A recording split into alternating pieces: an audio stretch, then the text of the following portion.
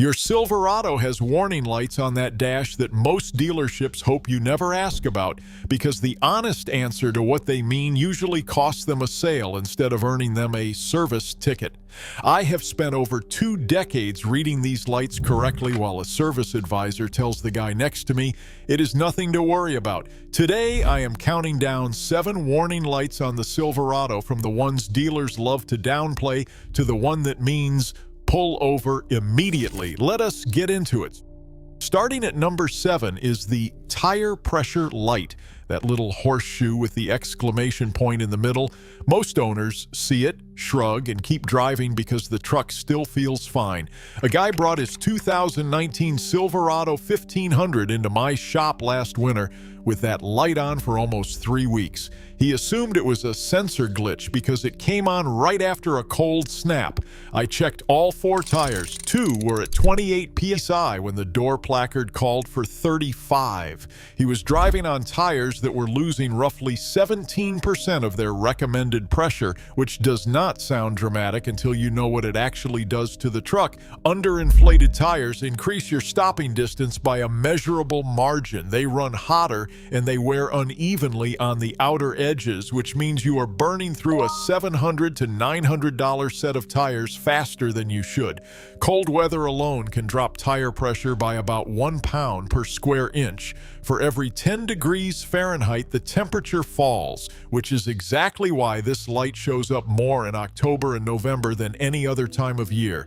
Dealers rarely explain that part. They would rather sell you a new sensor than tell you it is just physics and a $4 air pump fix. Number 6 is the traction control and stability track light coming on together, usually paired with a message that says reduced engine power. This one genuinely scares people because the truck starts driving like it is stuck in mud, even on dry pavement. A customer of mine, a contractor with a 2016 Silverado, panicked when this happened on the highway, and his truck dropped to about 20 miles per hour max. He assumed the transmission was failing. What was actually happening was the throttle body had accumulated carbon buildup, which confused the sensor readings feeding the stability track system, and the truck defaulted into a protective limp mode. That is not a random malfunction. It is the computer intentionally limiting power to prevent damage once it detects a sensor input. It does not trust. A throttle body cleaning ran him about $180 and solved it completely.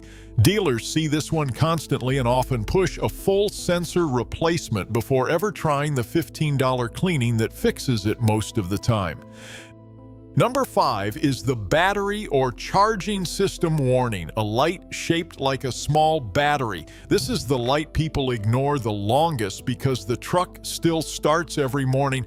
I had a woman come in with a 2020 Silverado where that light had been on for over a month. She figured if the truck still ran fine, the battery must be fine too.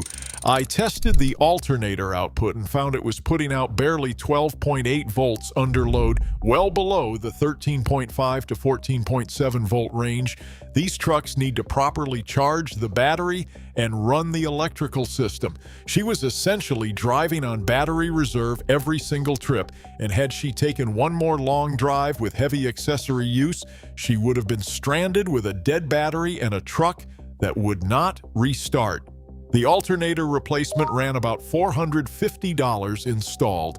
Had she waited until the battery fully died on the road, she would have paid for a tow on top of it. This light means your electrical system is not charging properly, not that your battery itself is bad, and that distinction matters because dealers often just sell a new battery first without diagnosing the actual charging fault. Number 4 is the ABS warning light on its own, without the brake light joining it. This one confuses people because the pedal still feels completely normal. A retired teacher brought her 2017 Silverado in after this light had been on for nearly 2 months. Her regular braking worked fine, so she assumed it was not urgent. The problem was a corroded wheel speed sensor at the rear driver's side wheel, a common failure point on these trucks once road salt gets into the connector over a few winters. With that sensor down, her anti-lock system was completely disabled, meaning in a genuine hard stop or a patch of ice, her wheels could lock up with zero ABS intervention. Normal driving felt fine because ABS never activates during normal driving. It only matters in the exact moment you need it most. The sensor and connector repair ran about $220. That is a small price for a system that exists specifically to keep you from sliding into the car in front of you during an emergency stop. Number 3 is the check engine light, and I want to be specific here because a steady light and a flashing light on a Silverado mean two completely different things, and dealers rarely explain the difference clearly. A steady check engine light usually points to something like an oxygen sensor, a loose gas cap, or an evaporative emissions leak, issues you can drive on for a while without immediate danger, though you should get it scanned soon. A flashing check engine light is a completely different situation. That means the engine computer has detected an active cylinder misfire severe enough to dump raw, unburned fuel into the catalytic converter, and continuing to drive on it can destroy a converter that costs $1,200 to $2,500 to replace on these trucks. I had a customer ignore a flashing light for about 40 miles because he assumed it was the same as the steady version he had seen before on an older vehicle. He turned a $180 ignition coil repair into a $1,800 repair bill because the converter overheated and melted internally. Steady light, get it checked soon. Flashing light, pull over and get it towed. That single distinction saves people thousands of dollars every year, and most dealers never explain it because a scared customer who does not understand the light is more likely to pay for whatever is recommended.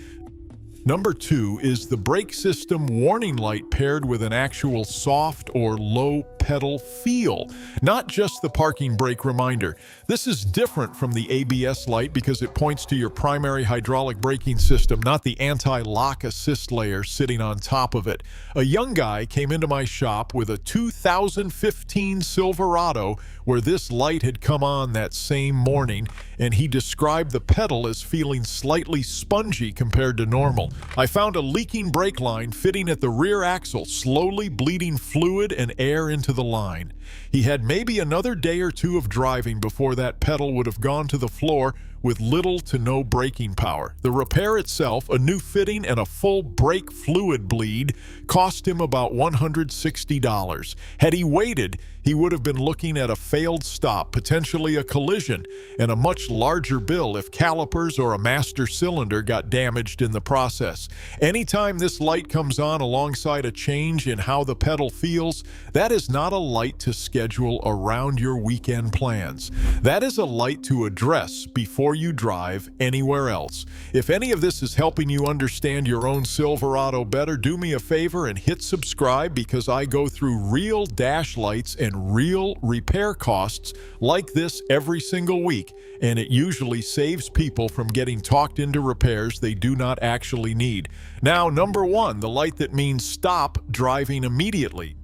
Number 1 is the oil pressure warning light, the small red icon shaped like an oil can with a drop coming out of it. This is not a maintenance reminder. This is not a light you drive to the shop with. This light means your engine is not receiving adequate oil pressure to protect its moving internal components, and the difference between catching it in the first 30 seconds versus driving another 5 miles can be the difference between a $40 sensor and a $9,000 engine replacement.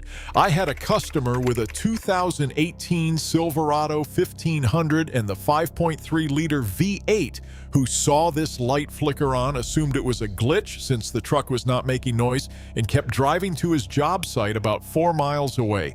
By the time he arrived, he had a knocking sound coming from the bottom end of the engine. What happened was the oil pump had genuinely lost the ability to maintain pressure, likely from a failing pump or a significant leak, and running the engine even that short distance without adequate lubrication caused metal-on-metal contact inside the bearings. bearings. That truck needed a full engine replacement. Compare that to another customer with the same complaint who pulled over the moment the light appeared, had it towed in, and it turned out to be a $45 oil pressure sensor that had simply failed and was giving a false but still worth respecting reading. He paid $45. The other guy paid roughly $9,000. The oil pressure light does not know whether the cause is a $45 sensor or a genuinely starved engine, and neither do you in that moment behind the wheel. That is exactly why the only correct response every single time is to safely get off the road, immediately shut the engine off, and have it towed rather than driven.